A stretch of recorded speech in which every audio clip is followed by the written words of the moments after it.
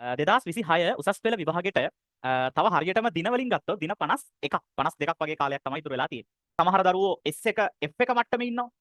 තව සමහර දරුවෝ CB මට්ටමේ ඉන්නවා. තව සමහර දරුවෝ AB මට්ටමේ ඉන්නවා. හරි ඉස්සරහට මොකද කරන්න ඕනි කියලා හිතා ගන්න බැරුව.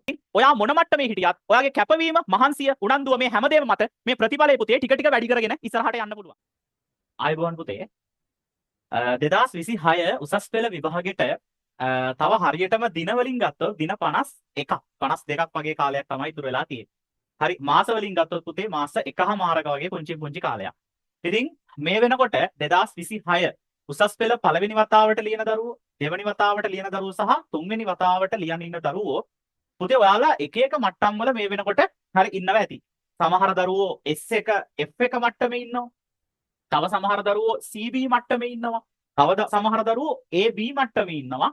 හරි ඉස්සරහට මොකද කරන්න ඕනේ කියලා හිතා ගන්න බැරුව. මොකද දැන් සමහර දරුවෝ හිතන් ඉන්නවා විභාගේ කල්යයිද දන්නේ නැහැ කිය තව දුරටත් වැඩ පරක්කු කරගන්න. හරි මේ වෙනකොට පුතේ ටයිම් ටේබල් ඔයාලට දීලා තියෙනවා. හරි එතකොට අගෝස්තු 10 වෙනිදා උසස් පෙළ විභාගේ පටන් ගන්නවා. එතකොට ඒ තියෙන කාලෙට ඔයාලා පුතේ මේ මාස කිහිපය මේ මාස එකහමාර කලමනාකරණය කරගෙන හරි විදියට කරගත්තේ නැත්නම් වෙන්නේ පුතේ ඔයාලගේ අනාගත ප්‍රතිඵල අඩු වෙන එක. ඉතින් අන්න ඒ ඔයාලා කොහොමද මේ දවස් 51 බැලන්ස් කරගෙන මේක පුතේ කොමර්ස් වලට විතරක් නෙමෙයි. හරි ඔයා කරන ඕනම විෂය ධාරාවකට මම මේ කියන ප්ලෑන් එක පුතේ ආදේශ කරගෙන හරි විදිහට වැඩ කරොත් ඔයාට පුළුවන් පුතේ ඔයාගේ විෂයට අදාළව හරි හොඳම ප්‍රතිඵල A+ එකක් හරි රෑන්ක් එකක් මට්ටමට මේ දවස් 50 ඇතුලේ පුතේ ඔයාගේ ප්‍රතිඵලය අරගෙන යන්න. ඉතින් ඔයාලා උසස් පෙළ විභාගයට එනකොට පුතේ ඔයාලා හිතා ගන්නවත් බැරි තරම් හීන ගොඩක් ඔළුවේ තියාගෙන න්යාවේ. හැබැයි දැන් බැලුවට පස්සේ හරි ඔයාලා කල්පනා කරන්න ඒ හීන කීයෙන් කීයද ඔයාලට පුතේ හැබෑ කරගන්න ටාගට් එකක් තියෙන. හැබෑ කරගන්න අරමුණක් හැදිලා තියෙන. ගොඩක් දරුවෝ පුතේ මේ වෙනකොට විභාගේ අතහැරිලා. ගොඩක් ළමයි හිතනවා මේ මාස එකහමාරක් තියාගෙන කිසිම දෙයක් කරන්න බෑ කියලා. කරන්න බැරි නෑ පුතේ. හරි ඔයාලට තියෙන්න ඕනේ අවංක උත්සාහය. හරි කැපවීම, අදිෂ්ඨානය, තමන්ට තමන් ගැන තියෙන විශ්වාසය. අන ඒ දේවල් පුතේ ඔයාගේ තියෙනවා නම් සහ ඔයාට හරි විදිහට පුතේ ප්ලෑන් එකක් ලැබුණොත් ඔයාගේ ප්‍රතිඵලය මේ වෙනකොට ඉන්න මට්ටම මොකක් වුණත් මේ මාස එකහමාරේ පුතේ ඔයාගේ ප්‍රතිඵලේ හරි විදිහට හොඳ විදිහට වෙනස් කරන්න පුළුවන්. මොකද අපි හැමෝම ආසයි. හරි හැමෝටම අපි කැම්පස් පාස් වුණා. හරි මේ සබ්ජෙක්ට් එකට මට ඒකක් තියෙනවා කියන එක හැමෝටම කියන්න අපි හරි ආසයි. ඉතින් එහෙම ප්‍රතිඵලයක් ගන්න තව පුංචි කාලෙකින් ඔයාලට පුළුවන්. ඉතින් ඒකට පුතේ ඔයාලා හැමෝටම උදව්වක් විදිහට ප්ලෑන් එකක් අරගෙන එන්න අපි මේ ලෑස්ති වෙන්නේ. ඉතින් දැන් මම මේක accounting විෂය මම උගන්වන විෂය accounting නිසා මම accounting ගෙනුම් කරන විෂයට අදාළව පුතාලට මේ plan එක දෙන්නම්. හරි මේක ඔයාලා පුතේ කරන අනිත් විෂයන් වලට මේ විදිහටම ආදේශ කරගන්න.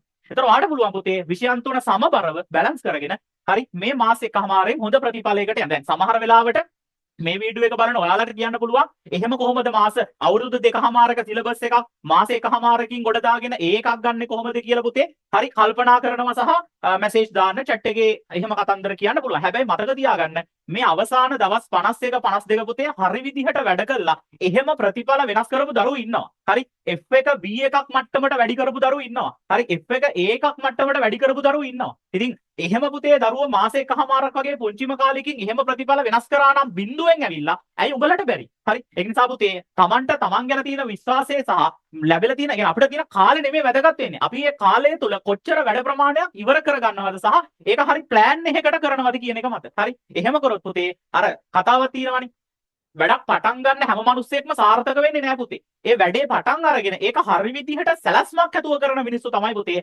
අවසාන මොහොත වෙනකන් මේ වැඩේ සාර්ථකව කරලා ඉවර කරන්නේ. ඉතින් අන්න එහෙම කෙනෙක් වෙන්න. නිකන් වැඩේ පටන් ගත්ත වැඩේ අතරමඟ නතර කරන්නේ නැතුව අවසාන මොහොත වෙනකන් පුතේ ගේම් එකේ එල්ලලා ඉඳලා හරි උපරිම දෙයක් කළා අවසාන මොහොතේ මේක දින්නනම් ඒකේ වටිනාකම තියෙන පුතේ ඔයාට. ඒ නිසා හරි උසස් පෙළ ප්‍රතිඵල පුතේ මත තමයි ඔයාගේ මුළු අනාගතේම තීරණය වෙන්නේ. හරි ඔයා අනාගතයේ කවුද වෙන්නේ මොකද්ද කරන්නේ මේ හැමදේම තීරණය වෙන්නේ ඔයා මේ A level වල ගන්න ප්‍රතිඵලයේ මත. ඉතින් මේක ඔයාගේ ජීවිතයේ තීරණාත්මකම විභාගේ. ඉතින් මේ විභාගේ පුතේ හොඳ විදියට ගොඩ දාගන්න ඔයාට අපේ පැත්තෙන් දෙන්න පුළුවන් උපරිම සපෝට් එක තමයි මේ විදිහට අපි අරගෙන ඉන්නේ. ඉතින් පුතාලා දන්නවා දැන් ගිණුම් කරන විෂය ගැන කතා කරොත් බහුතරයක් කොමර්ස් කරන දරුවන්ට පුතේ අමාරුම විෂය වෙලා තියෙන්නේ හරි ගිණුම් කරන කියන විෂය. කොමර්ස් කරන දරුවෝ ලංකාවේ 60000කට ආසන්න ප්‍රමාණයක් ඉන්නවා. ඉතින් ඒ 60000න් පුතේ අඩුමතරමේ 50000කටවත් මේ විෂය අමාරුයි. හරි ඒකට අමාරු වෙන්න හේතුව පුතේ ගොඩක් වෙලාවට ගිණුම් කරන්නේ විෂය ඉගෙන ගන්න දරුවෝ ඒ පාඩමේ කොච්චර ගැඹුරක් තියෙනවද සහ ඒ පාඩම කොහොමද පේපර් එකට ගලපන්නේ කියන කාරණාව ගැන අවබෝධයක් නැහැ. හරි සාමාන්‍යයෙන් පුතේ MCQ එක කොහොමද හැදෙන්නේ? කොයි විදියටද ප්‍රශ්න අහන්නේ? සෙකන්ඩ් පේපර් එක හැදෙන්නේ කොහොමද? කොයි විදියටද ප්‍රශ්න අහන්නේ? ටයිම් එක කොහොමද කළමනාකරණය කරගන්නේ? වෙන මේ කිසිම අවබෝධයක් නැතුව නිකන් ඔහේ කරන්නම් වාලේ මේ පාඩම් කරගෙන යනවා. දැන් සාමාන්‍යයෙන් හරි සමහර දරුවෝ පුතේ ඉන්නවා පාඩම් ටික හොඳට කවර් කරගෙන ඉන්නවා. හැබැයි පේපර් කරාට ලකුණු නැහැ. හේතුව පුතේ නිකන් පාඩම් ටික ෆිට කරගෙන පේපර් කොච්චර ප්‍රමාණයක් කරා. සමහර දරුවෝ පේපර් 100 හරි 50 කළා. හරි ඒත් ලකුණු වැඩි වෙන්නේ නැහැ. මොකද හේතුව? නිකන් ඔහේ පේපරයක් කරන්නම් වාලේ කරනවා. හරි හැබැයි පුතේ වෙන්න ඕනේ කාරණාව මොකද්ද? ප්ලෑන් එකකට වැඩ කරනවා නම් කරන්න ඕනේ පාඩම් ටික ෆිට කරගත්තා. ඒක හරි.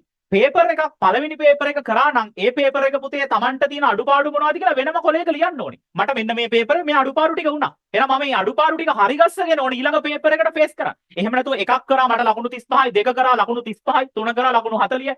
එහෙම පුතේ පේපර් කරාට තමන්ගේ අඩුපාඩු හැදෙන්නේ නැහැ. අපි කරන්න ඕනේ පේපර් එකෙන් පේපර් එක ඉස්සරහට යනකොට එක පේපර් එක අඩුපාඩු ඊළඟ පේපර් එකේ වෙන්න දෙන්න නරකයි. හරි. එකේ අඩුපාඩු දෙකේ වෙන්න බෑ. දෙකේ අඩුපාඩු තුනේ වෙන්න බෑ. ඔයා එහෙම පේපර් 10ක් කරනකොට පුතේ ඔයාගේ අඩුපාඩු අවම මට්ටමට එනවා. හරි. ඊට පස්සේ A level පේපර් එක වාට අඩුපාඩු බිඳුවක් වෙන්න පුතේ සාර්ථකව පේපර් එකට ෆේස් කරන්න පුළුවන් ටයිම් බැලන්ස් එකත් එක්ක.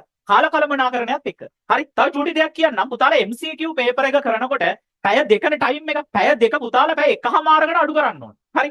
සෙකන්ඩ් පේපර් එක පැය 3යි විනාඩි 10යි. 10 පැත්තකින් තියන. පැය 3 පේපර් එක පැය 2:30කට පුතේ ඉවර කරන මට්ටමට ඔයාලා ටයිම් එක හදා ගන්න ඕනේ. හරි.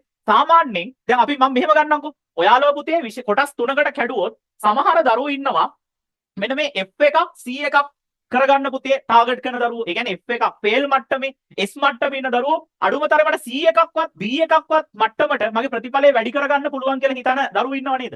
අන්න එහෙම බලාපොරොත්තුවෙන් ඉන්න දරුවන්ට පුතේ පුංචි ප්ලෑන් එකක් දෙන්න. ඊට පස්සේ වම හරි ඊට වඩා ප්‍රතිඵලයකට යන්නේ කොහොමද කියන එක පැහැදිලි කරන්න. පුතාලා දන්නවා ගිණුම් කරන විෂය ඇතුලේ දැන් MCQ පේපර් එක ගත්තහම පුතේ MCQ වලට පාඩම් 16ම ප්‍රශ්න එනවා. හරි. එතකොට දැන් පාඩම් 16න් පුතේ ප්‍රශ්න ආවට ඒකේ accounting paper එකේ theory, ඒ කියන්නේ ඔයාලට accounts වල තියෙනවා පාඩම් කරගන්න කොටස්.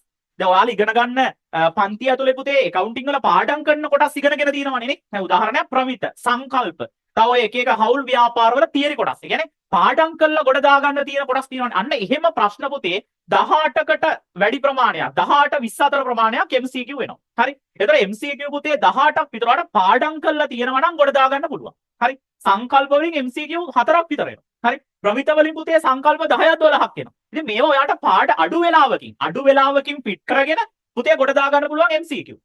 ඒවෙන් ඔයාට MCQ 20ක් විතර ගොඩ දාන්න. තව පුතේ ඔයාට accounts වල ලේසි පාඩම් තියෙනවා. කියන්නේ මහා ලොකු වෙලාවක් කරන්න ඕනේ පාඩම් නෙමෙයි. පොඩි වෙලාවක් මහන්සි වෙලා ලකුණු එකතු කරගන්න පුළුවන් පාඩම්. දැන් උදාහරණයක් අනුපාත පාඩම. හරි. ඊට පස්සේ පුතේ මෙන්න මේ ආන්තික පිරිවැය පාඩම, ද්‍රව්‍ය පිරිවැය, ශ්‍රම පිරිවැය, සමීකරණ. මේවා ලොකුවට මහන්සි වෙන්න ඕන පාඩම් නෙමෙයි. හරි. ලොකු පාඩම් නෙමෙයි. ඒතර පුංචි පාඩම් පුතේ ෆිට කරගෙන ඒවෙන් ඔයා MCQ පැට්‍රිස් කරොත්. හරි. MCQ පැට්‍රිස් කරනවා කියන්නේ මෙහෙමයි. අවුරුදු 10ක විතර පුතේ 10ක් ඕනෙත් නෑ. 2019 ඉඳන් 24 වෙනකම් 25 වෙනකම් පාස් පේපර්ස් ටික ගන්න. MCQ ටික. අරගෙන පාඩමක් ඔයා ෆිට කරගත්තාට පස්සේ ඒ පාඩමෙන් MCQ ටික බැලුවා. හරි. ඊට පස්සේ තව පාඩමක් ගත්තා. ඒක ෆිට කරා ඒ පාඩමෙන් MCQ ටික. එහෙම පුතේ එක අවුරුදු 10ක විතර MCQ ටික පාඩමෙන් පාඩමට ඔයා පාඩම ෆිට කරගෙන බලාගත්තා නම් ඔයාට MCQ එකේ පුතේ MCQ 50න් 30ක් ගහගන්න බැරි නේ. හරි. MCQ 50න් 30ක් කියන්නේ පුතේ කෙලිම ගෙඩි පිටි ලකුණු 30ක්. හරි. ඊට පස්සේ ඔයාට පුළුවන් සෙකන්ඩ් පේපර් එක පැත්තට ගිහිල්ලා හරි සෙකන්ඩ් එකෙත් පුතේ ඔයාට හැම ප්‍රශ්නයක්ම කරන්න ඕනේ. මම මේ කියන්නේ F එකේ ඉන්න දරුවෙක් C එකක් මට්ටමර ප්‍රතිඵලය වැඩි කරගන්න. හරි. ඒතර පුතේ accounts වලත් තියෙනවා. දැන් සමීකරණ පුතේ පොඩ්ඩක් හදලා පැට්‍රිස් සමීකරණ වල ලොකු තියරි ගොඩක් නැහැනේ. හරි. ඒතර සමීකරණේ පුතේ ආදේශ කරලා ඒක පොඩ්ඩක් මතක තියාගත්තා නම් සමීකරණේ පුතේ ලකුණු සාමාන්‍යයෙන් 25ක් විතර එනවා. හරි. ඊට පස්සේ ගත්තොත් එහෙම මූලික පොත්. හරි. මූලික පොත්වල පුතේ ආකෘති ටික බලාගෙන ඔය ආකෘති ටික රූල් කරලා හරි ඒකේ තියෙන ගානේ තියෙන උත්තර ටික දැම්මනම් පුතේ ඒකේ ලකුණු ටිකක් ඔයාලට එකතු කරගන්න පුළුවන්. හරි. මේ ආයෝජන තීරණ කියලා කියන්නේ වෙන කිසිම පාඩමක සම්බන්ධයක් නැති ස්වාධීන පාඩම්. ඒවෙන් පුතාලට පුළුවන් ලකුණු සාමාන්‍යයෙන් 10ක් විතර එකතු කරගන්න. වරදින් නැතුව කැල් එක පාවිච්චි කරලා. හරි. ඊට පස්සේ අනුපාත 20ක් පාඩම් කරගෙන පුතේ අනුපාත වලින් කෙලින්ම ලකුණු 10ක් 15ක් ඔයාලට එකතු කරගන්න පුළුවන්. හරි. ඊට පස්සේ මේ හවුල් ව්‍යාපාරවල පුතේ මහ ලොකු තියෙන නෙමෙයි. හරි. ෆෝමැට් එක ආකෘති ටික ගහලා ලදාග වලට වැඩිපුර ලකුණු ලැබෙන පාඩම් හවුල් ව්‍යාපාර කියලා කියන්නේ. චුට්ටක් මහන්සි වෙලා පාඩමේ පුතේ කොටසක් ගොඩ දාගත්තා නම් ලකුණු ඔක්කොම ගන්න ඕනේ නැහැ. භාගයක් හරි ගන්න. හරි. එහෙම ගන්න පුළුවන් පාඩම් තියෙනවා. ආන්තික පිරිවැය කියන්නේ පුතේ පාඩම් කරලා ගොඩ දාන්න පුළුවන් පාඩම්. හරි.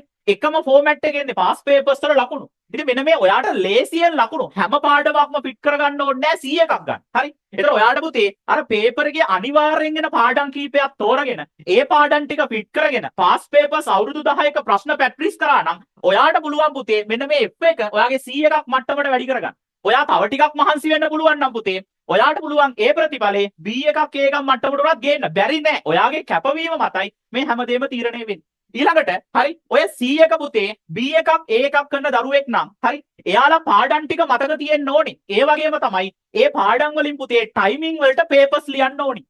හරි දැන් මේ දරුවෝ ප්‍රශ්න කරන විදියනේ අඳුරගන්නේ. මේගොල්ලෝ පුතේ මෙයාලට අමතරව කරන්න ඕනේ ටයිමින් වලට පුළුවන් තරම් පේපර්ස් ලියන එක. හරි සහ මේගොල්ලෝ සියලු පාඩම් පුතේ ෆිට කරගත යුතුයි. හරි පාඩම් 16 නම් 16ම තමන්ගේ ඔලු ගෙඩිය ඇතුලේ වැඩ කරන්න ඕනේ. ඒ පාඩම් 16ම පේපර් එකට ප්‍රශ්න එනවනේ. ටයිමින් වලට පුතේ පුළුවන් තරම් පේපර් ලියන්න ඕනේ. කොච්චර තියරි පුළුවන් වුණත් පේපර්ස් කරේ නැත්නම් පුතේ ප්‍රතිඵලය අඩු වෙනවා. ඒක නිසා MCQ 50න් MCQ 35කට උඩ අනිවාර්යෙන් පුතේ ඔයා ගහන්න ඕනේ A එකක් ගන්න නම්.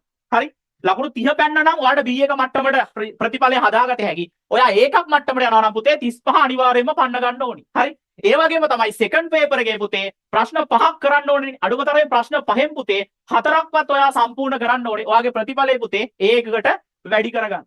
පැහැදිලිද කතන්දර? ඒක නිසා හරි තවදුරටත් පුතේ ඔයා ඒක 100ක B එකේ ඉඳන් A+ එකකට රෑන්ක් එකකට යනවා නම් පැටියෝ හරි පාස් පේපර්ස් විතරක් කළා මදි. හරි පාස් පේපර්ස් වලට අමතරව මොඩල් පේපර්ස් හරි ඔයාලගේ පන්ති වල පුතේ මොඩල් පේපර්ස් ඊට පස්සේ පළාත් පේපර්ස් අමාරු ප්‍රශ්න ඇතුළත් කරපු පුතේ A level පේපර් එකෙන් එහාට ප්‍රශ්න ඔයාලා ටයිමින් වලට ලියලා ඒවේ අඩුපාඩු හදාගෙන හිතන්න පුළුවන් හැකියාව වැඩි කරගෙන ඔයාගේ ප්‍රතිඵලය පුතේ මෙන්න මේ රිසල්ට් එකකට ඔයාට අරගෙන යන්න පුළුවන්. ඉතින් ඔයා මොන මට්ටමේ හිටියත් ඔයාගේ කැපවීම, මහන්සිය, උනන්දුව මේ හැමදේම මත මේ ප්‍රතිඵලය පුතේ ටික ටික වැඩි කරගෙන ඉස්සරහට යන්න පුළුවන්. ඉතින් මතක තියාගන්න. හරි හැමදේම තීරණය වෙන්නේ පුතේ ඔයා මේ දවස් 50 කළමනාකරණය කරගෙන කරන වැඩපිළිවෙලත් එක්ක. ඉතින් මේ මොන මට්ටමක හිටියත් පුතේ අපි හැම දරුවෙක්ටම ගොඩ යන්න පුළුවන් විදිහට මේ අවසාන මොහොතේ අපේ MMP මාස්ටර් මයින්ඩ් ප්‍රොජෙක්ට් එකට සම්බන්ධ වෙලා දරුවෝ සෑහෙන ප්‍රමාණයක් මේ වෙනකොට වැඩ කරනවා. ඉතින් ඒ දරුවන්ව අපි මෙන්න මේ කියන ප්‍රතිඵලයට අරන් ගිහිල්ලයි පුතේ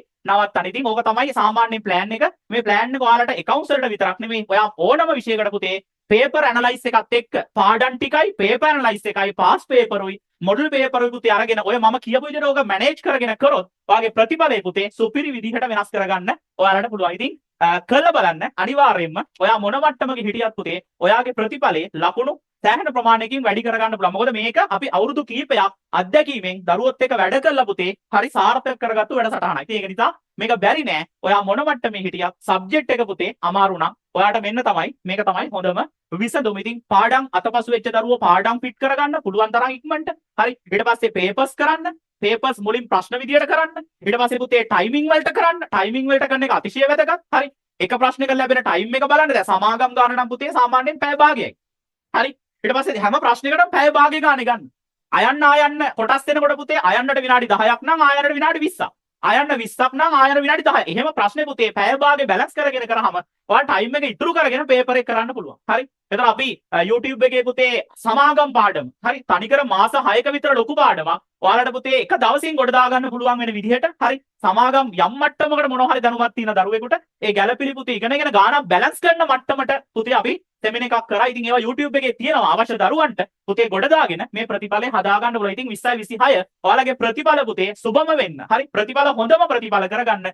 හරි පුළුවන් තරම් මේ මාස එකම අර දවස් 50 කළමනාකරණය කරගෙන මහන්සි වෙන මේ මොකද මේක උඹලගේ හීන විතරක් නෙමෙයි පුතේ. උඹලගේ අම්මලා තාත්තලා උඹලා ඉපදිච්ච දවස් ඉඳන් දැකපු හරි මහ ලොකු හීන ගොඩක් පුතේ. ඉතින් මේවා අර නිකම් බොරුවට පුතේ හීනම වෙන්න දෙනවට වඩා ඒවා හැබෑ කරගෙන හරි ඔයාලගේ අනාගතයේ සාර්ථක වෙන එක තමයි හැමෝගෙම අරමුණ සහ බලාපොරොත්තු. ඒ වෙනුවෙන් කරන්න පුළුවන් හැමදේම පුතේ මේ පහුවෙච්ච කාලේ මොන වැරද්දක් ඔයාලගේ අතින් වුණත් මේ ඉස්සරහා දවස් 50 පුතේ ඔයාලගේ අතින් දශමයකවත් වැරද්දක් වෙන්න දෙන්නේ නැතුව උපරිම මහන්සිලා මේ ගේම අනිවාර්යයෙන්ම ගහන්න ඕනේ. නම් හැමෝටම ජය වේවා පුතේ. මේක දිනලම විතරක් ඉවර කරන්න ඕනේ ගේම් එකක්.